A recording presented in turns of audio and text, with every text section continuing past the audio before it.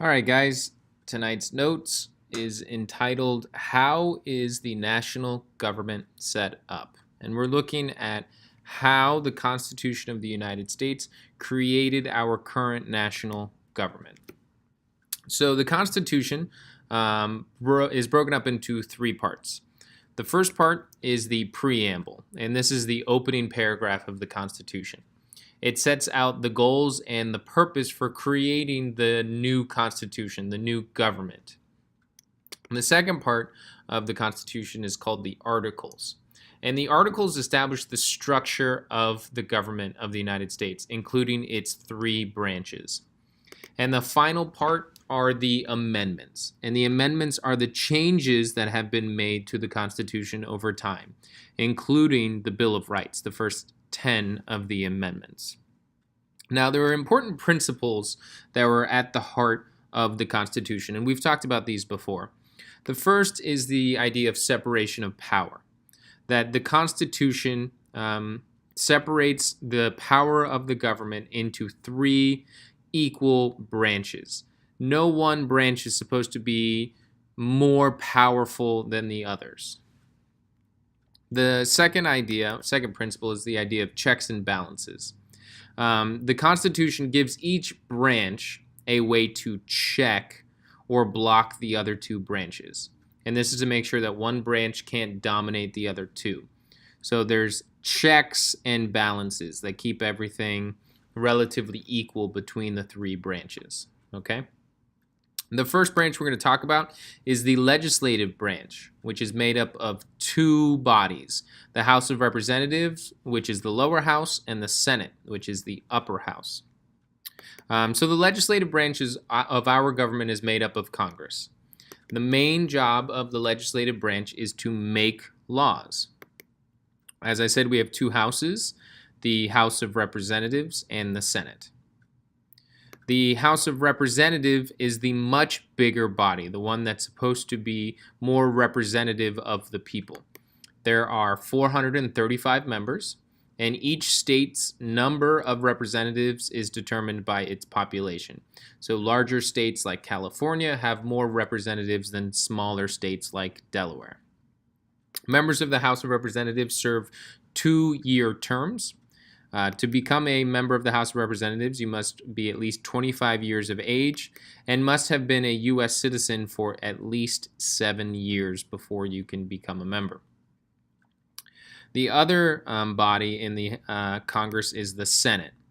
The Senate is made up of 100 members, and each state gets 2 senators to represent them. Senators serve much longer terms. They serve 6-year terms. And to become a senator, you must be at least 30 years old, and you must have been a citizen of the United States for at least 9 years.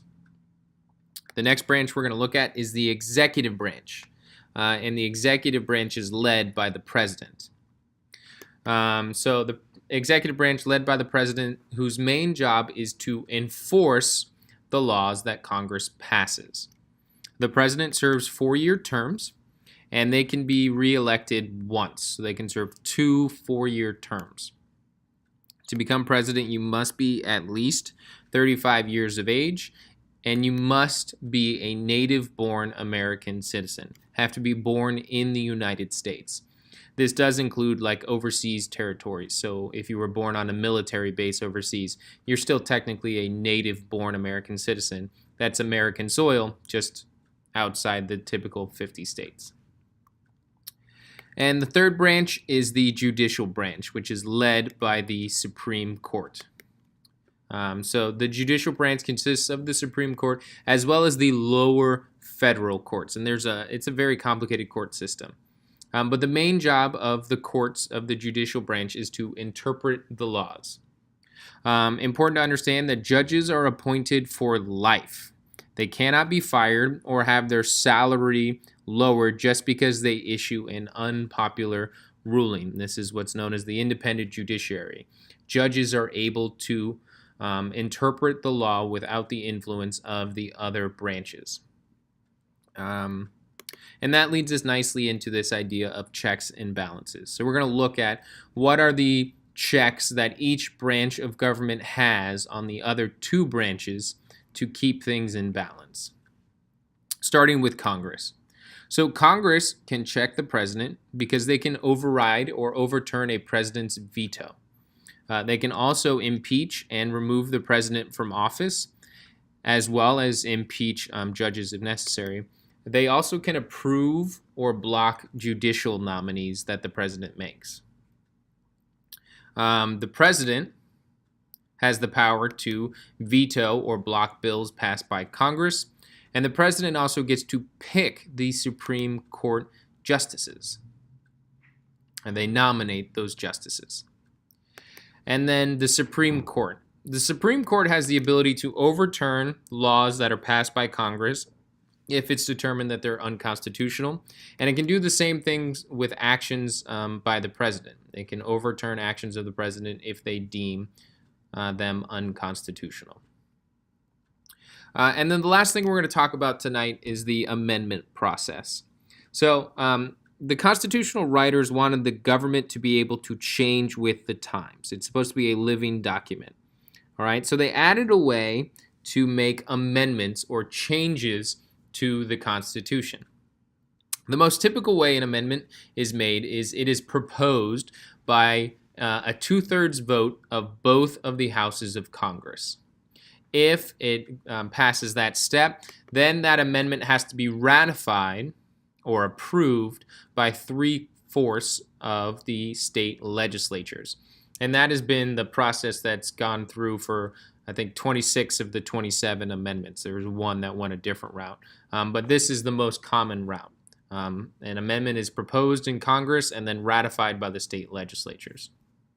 But for an amendment to pass, it's a really long and difficult process. All right. So any changes that are going to be made to the Constitution have to be really important. And the reason why this is so designed to be so difficult is the founders wanted the government to stay stable.